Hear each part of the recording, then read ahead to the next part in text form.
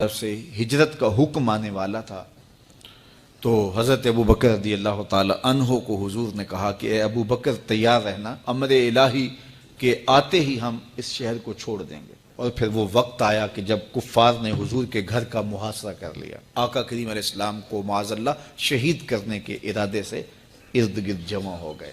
آقا کریم علیہ السلام نے ہاتھ میں خاک پکڑی اور سورہ یاسین پڑھتے ہوئے ان کی آنکھوں میں جھونکتے ہوئے حضور گزر گئے اور انہیں پتہ بھی نہ چلا، اور وہ مکان کا محاصرہ کیے ساری رات کھڑے رہے۔ صبح بستر سے حضرت علی المرتضیٰ اٹھے، اللہ اکبر۔ تو آقا کریم علیہ السلام نکل گئے اور حضرت ابو بکر صدیق کے گھر تشریف لے گئے۔ اب دروازے کو دستک دینے لگے تو آواز آئی، حضور میں حاضر ہوں۔ حضرت ابو بکر صدیق تیار کھڑے تھے تو کہا، ابو بکر تم تیار ہو؟ کہا، حضور آپ نے کہا نہیں تھا کہ تیار رہنا، کبھی ہجرت کا حکم آ سکتا ہے تو میں تو اس دن سے ہی تیار رہتا ہوں کہ کب حضور آئیں اور جو فرمائے میں وہی کروں۔ اور پھر وہاں سے لے کے حضور کو وہاں تک گئے اور جبل سور کی چوٹی پر وہ غار ہے، اللہ اکبر، اس غار میں جانے سے قبل حضور کو باہر بیٹھنے کا کہا۔ عرض کی حضور ذرا میں غار کے اندر کے ماحول کا جائزہ لے لوں۔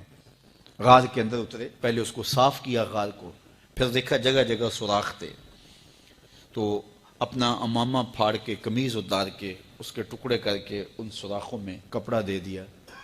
دو سوراخ ایک روایت کے مطابق اور ایک روایت کے مطابق ایک سوراخ بچ گیا، اس میں اپنی ایڑی رکھ دی اور پھر آواز دی، جان عالم اندر تشریف لائیے۔ تو آقا کریم علیہ السلام غار میں چلے گئے تو سیدنا صدیق اکبر رضی اللہ تعالی عنہ نے اپنی گود میں آپ کا سر رکھا اور حضور لیٹ گئے۔ اللہ اکبر، کیا منظر ہوگا! صدیق اکبر نے حضور کو دیکھا اور جی بھر کے دیکھا، اور ایسا دیکھا کہ کوئی اور شریک بھی نہیں تھا۔ یہ واقعہ حضرت سیدنا عمر سے روایت ہے، کتب صحاح میں ہے، اور حضرت عمر رضی اللہ تعالی عنہ یہ بات بیان کرتے ہوئے رو پڑے، اور آپ کہا کرتے تھے کہ ابو بکر یہ غار والی نیکی مجھے دے دیں اور میری ساری زندگی کی نیکیاں لے لیں۔ اللہ اکبر۔ تو حضور علیہ السلام حضرت ابو بکر صدیق کی آغوش میں ہیں۔ اب ہوا کیا کہ سانپ نے جب ہر راستہ مسدود پایا تو خیر وہ اس راستے پہ پہنچا جہاں انسانی گوشت نظر آیا، تو سانپ نے پھر ڈنگ لگایا۔ سانپ کا ڈنگ اچانک، تو انسان تو کپ کپا کے رہ جاتا ہے، اچانک تو چیونٹی کاٹ جائے تو انسان کپ کپا کے رہ جاتا ہے، چھپکلی گر جائے اچانک تو بندہ اپنے وجود کو جو ہے وہ متوازن نہیں رکھ پاتا، تو نیچے سے سانپ اور وہ ڈنگ لگا رہا ہے۔ لیکن لفظ سنیے، یہ حضرت عمر کی روایت ہے کہ حضرت سیدنا صدیق اکبر نے اپنی ٹانگ کو جنبش نہیں آنے دی، مخافت ان یتنبہ رسول اللہ، اس ڈر سے کہ کہیں حضور بیدار نہ ہو جائے۔ ساری توجہ ادھر رہی، بے اختیار آنکھوں سے آنسو ڈھلک پڑے، درد کی شدت اتنی تھی، اور آنسو گرے تو حضور کے رخسار پہ۔ آقا کریم بیدار ہو گئے۔ بیدار ہوتے ہی میرے حضور نے کہا، مالک یا ابا بکر، ابو بکر کیا ہوا؟ تو یہ ہوتی ہے ہنگامی صورتحال۔ ہنگامی صورتحال میں کسی کو پکاریں یا کسی کو کوئی جواب دیں تو مروجہ آداب کی رعایت کے ساتھ جو لفظ بولے جاتے ہیں وہ ترک کرنے پڑتے ہیں۔ اس مائک میں کرنٹ تھا تو میں قریب ہونے لگا تو آپ نے مجھے متنبہ کرنا تھا، تو میرے ساتھ آپ بہت پیار کرتے ہیں، بہت محبت کرتے ہیں، تو آپ نے اگر مجھے یہ بتانا ہو کہ اس میں کرنٹ ہے اور اگر آپ نے منہ قریب کر لیا تو آپ کو نقصان پہنچ سکتا ہے، تو میرے نام کے ساتھ 20 القاب لیں گے؟ آپ نہیں لیں گے، آپ جلدی جلدی جو ہے وہ مجھے کہیں گے جناب یہاں کرنٹ ہے، تو میں یہیں سے رک جاؤں گا۔ یہ تو ہے کہ آپ میرے لیے کر رہے ہیں، اور اپنے لیے کسی کو پکاریں تو پھر بھی یہی بات ہے۔ اللہ اکبر۔ اب حضور نے جب کہا نا مالک یا ابا بکر، ابو بکر کیا ہوا، تو اب ہنگامی صورتحال تھی نا، تو فوراً کہتے لدغتو، ڈسا گیا، مجھے سانپ نے ڈس لیا، فوراً یہ کہتے نا۔ لیکن حضرت ابو بکر تیری محبت پہ قربان، کائنات میں آپ نے ایسا عاشق نہیں دیکھا ہوگا، سانپ ڈنگ پہ ڈنگ لگا رہا ہے اور ٹانگ شل ہو گئی ہے، زہر سرایت کر گیا ہے۔ حضرت ابو بکر نے جواب دیا، لدغتو فداکا امی و ابی یا رسول اللہ، حضور میری ماں بھی آپ کے قدموں پہ قربان، میرا باپ بھی آپ کی راہوں پہ نچھاور، مجھے سانپ نے ڈس لیا ہے۔ تو اس مشکل وقت کے اندر بھی ادب کا کرینہ نہیں چھوڑا۔ جب معراج کا واقعہ ہوا تو یہ بہت عجیب و غریب واقعہ تھا۔ تو آقا کریم نے جب اعلان کیا کہ بتایا کہ اللہ نے یوں مجھے خلوتوں میں بلایا، تو قریش نے سمجھا کہ اس سے بڑھ کر اور موقع کیا ملے گا پراپیگنڈے کا۔ تو کہا ابو بکر کوئی نئی بات سنی ہے؟ کہا تم سنا دو۔ کہا اگر کوئی کہے کہ رات کی مختصر تنہائی میں مسجد حرام سے مسجد اقصیٰ تک پہنچا ہوں، پھر وہاں سے واپس بھی آ گیا ہوں، تو بات ماننے میں آتی ہے؟ آپ نے برجستہ کہا بالکل ماننے میں نہیں آتی۔ اتنے مختصر وقت میں مسجد اقصیٰ جائے اور پھر پلٹ کے بھی آ جائے، کم از کم 2 ماہ چاہیے۔ 1 مہینہ جاتے ہوئے لگتا ہے، 1 مہینہ آتے ہوئے لگتا ہے، کوئی چھو کے بھی آئے تو 2 ماہ چاہیے۔ تو سمجھا کہ لوہا خوب گرم ہو گیا، اب چوٹ ٹکانے پہ بیٹھے گئے۔ کہا ماننے میں نہیں نہ آتی؟ کہا بالکل نہیں ماننے میں آتی۔ تو کہا پھر تیرا یار ہی تو کہتا ہے۔ تو حضرت ابو بکر صدیق نے فرمایا وہ واقعی کہتے ہیں؟ ہاں ہاں ہاں انہی کا کہنا ہے۔ تو حضرت ابو بکر بولے لئن قالہ فقد صدق فاصدقہ، اگر انہوں نے کہا ہے تو سچ کہا ہے، میں تصدیق کرتا ہوں۔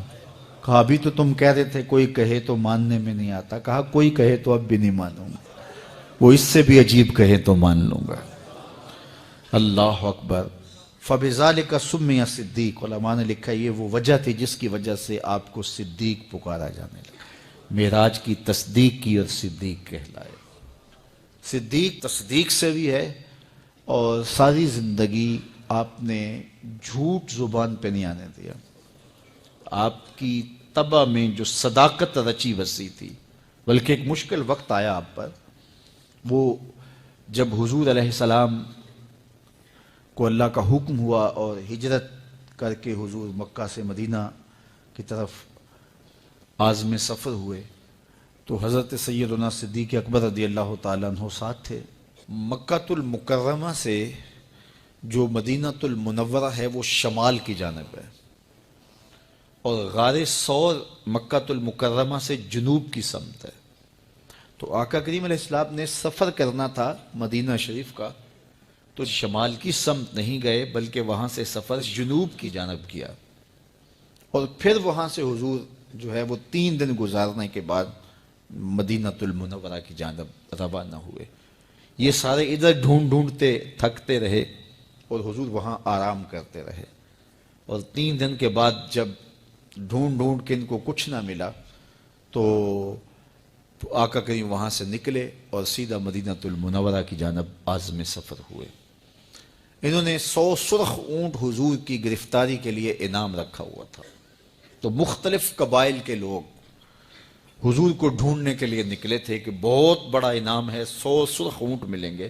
ایسے لوگ بھی تلاش کر رہے تھے جو حضور کو جانتے نہیں تھے۔ تو راستے کے اندر حضرت ابو بکر صدیق سے کوئی شخص ملا اور اسے شک پڑا کہ جن کو میں ڈھونڈ رہا ہوں کہ وہ کہیں یہی نہ ہو۔ تو اس نے حضرت ابو بکر صدیق سے پوچھا آپ کا نام؟ تو انہوں نے کہا میرا نام عبداللہ ہے، ابو بکر ہوں۔ تو اس نے پھر حضور کا پوچھا۔ اب حضور کو وہ ڈھونڈ رہے ہیں، آج امتحان آیا نا، صدیق اکبر کی صداقت کا امتحان آ گیا اور عشق کا امتحان آ گیا۔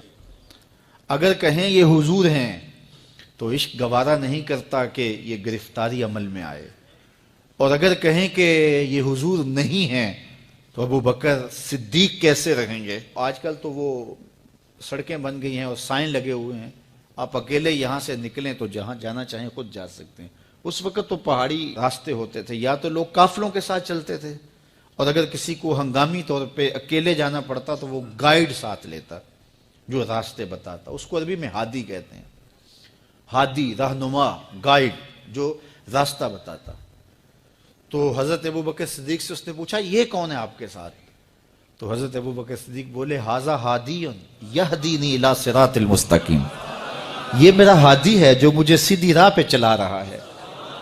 تو وہ سمجھا یہ وہ والا ہادی ہے، لیکن حضرت ابو بکر صدیق دل و قلب و نگاہ کا مرشد قرار دے۔ جب حالات بہت کٹھن ہو گئے مکہ المکرمہ کے اور اللہ کی طرف سے ہجرت کا حکم آنے والا تھا، تو حضرت ابو بکر رضی اللہ تعالی عنہ کو حضور نے کہا کہ اے ابو بکر تیار رہنا، امر الہی کے آتے ہی ہم اس شہر کو چھوڑ دیں گے۔ اور پھر وہ وقت آیا کہ جب کفار نے حضور کے گھر کا محاصرہ کر لیا، آقا کریم علیہ السلام کو معاذ اللہ شہید کرنے کے ارادے سے ارد گرد جمع ہو گئے۔ آقا کریم علیہ السلام نے ہاتھ میں خاک پکڑی اور سورہ یاسین پڑھتے ہوئے ان کی آنکھوں میں جھونکتے ہوئے حضور گزر گئے اور انہیں پتہ بھی نہ چلا، اور وہ مکان کا محاصرہ کیے ساری رات کھڑے رہے۔